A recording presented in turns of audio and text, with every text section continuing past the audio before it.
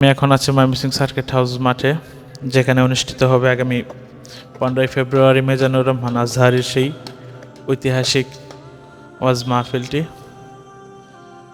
এখন আমি দাঁড়িয়ে আছি যে মেইন স্টেজ করা হয়েছে সেটির বর্তমান অবস্থা হচ্ছে এখানে কাজ চলতেছে। আজ এবং কালকের মাঝে কাজ শেষ করা হবে। দেখতে পাচ্ছেন যে মোটামুটি কাজ শেষ পর্যায়ে, এখন শুধু যে কাপড়গুলো আছে সেগুলোর কাজ করা হবে, অর্থাৎ ডেকোরেশনের কাজ চলতেছে। আজ এবং কালকের মাঝে ডেকোরেশনের কাজ কমপ্লিট করা হবে। বাকি কাজ হয়তো যে সাউন্ড আছে, তারপর অন্য অন্য ভিডিওগ্রাফির কাজ আছে, সেগুলোর সেট আপ হয়তো কালকে থেকেই শুরু হবে ইনশাল্লাহ।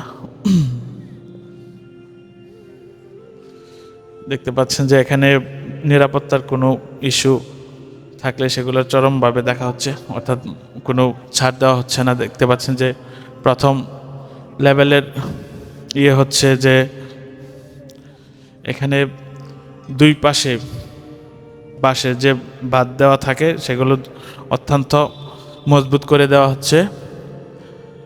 প্রথম স্তর, দ্বিতীয় স্তর এবং একটু ফাঁক রেখে আরেকটি স্তর করা হচ্ছে, অর্থাৎ 3টি লেভেল করা হচ্ছে এখানে।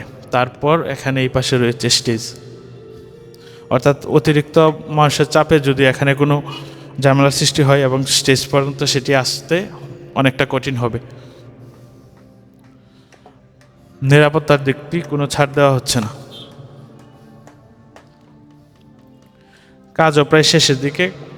আজ যদি এই স্টেজের কাজ করে তাহলে কালকে থেকে হয়তো ডেকোরেশনের কাজ শুরু হবে। একদিন লাগবে ডেকোরেশনের কাজ করতে।